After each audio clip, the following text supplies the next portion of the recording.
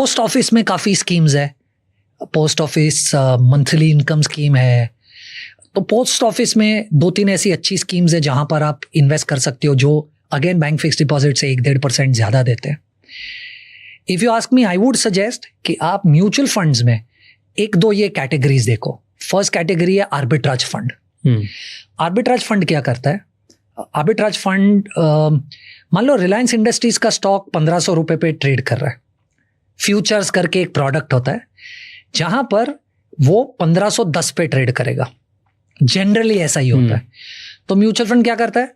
1500 पे खरीदेगा और यहां 1510 पे बेच देगा. Without anything. This is a 10 rupee pure profit. और उसके ऊपर कोई प्रेशर नहीं है कि अगर ये इक्वेशन नहीं बैठ रहा है तो वो ट्रेड नहीं करेगा. तो it's a very risk averse product. Chances of you losing money is very very little. Okay. और ये 6-6.5% रिटर्न दे देता है. But I tell you what the best part it, अगर आप 1 साल से ज्यादा इन्वेस्टेड रहते हो तो आपको टैक्स सिर्फ 12.5% है.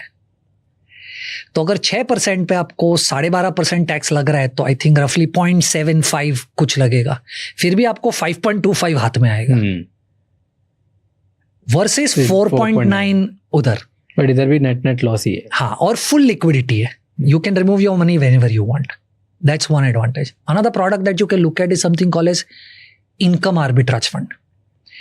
उसमें the returns can be 7.5-8%.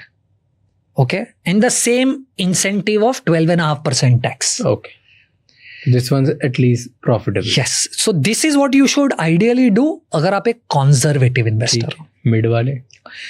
अगर आप एक mid वाले investor हो, मैं इधर बिल्कुल इक्विटी नहीं बोल रहा हूँ. आइडियली आई वुड सजेस्ट कि आपके पास 20% इक्विटी होना चाहिए, पर उस कॉन्वर्सेशन में नहीं जाते. ठीक है. अभी ये मॉडरेट वाले इन्वेस्टर्स कैसे? मॉडरेट वाले इन्वेस्टर्स ऐसे जो सोचते कि मैंने 100 रुपया लगाया, शायद टेम्पररीली वो 97-96 हो सकता है, मुझे पता है, पर मुझे 6-7% रिटर्न नहीं चाहिए, मुझे एटलीस्ट 8-9% चाहिए.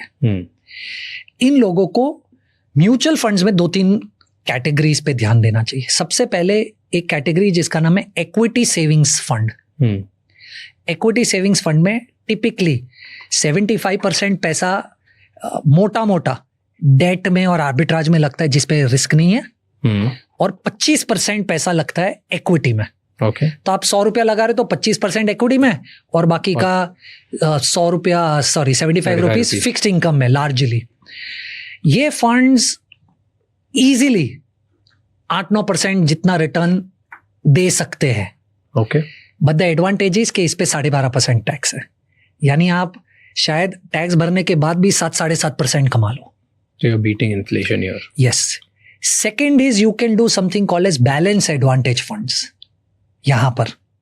And you can do multi-asset funds. Balance advantage funds में क्या है? तीनों का डिफरेंस क्या है? इक्विटी सेविंग्स फंड में 25% इक्विटी है. बैलेंस एडवांटेज फंड में मोटा मोटा ऑन एन एवरेज बोल रहा हूँ 50% इक्विटी है. पर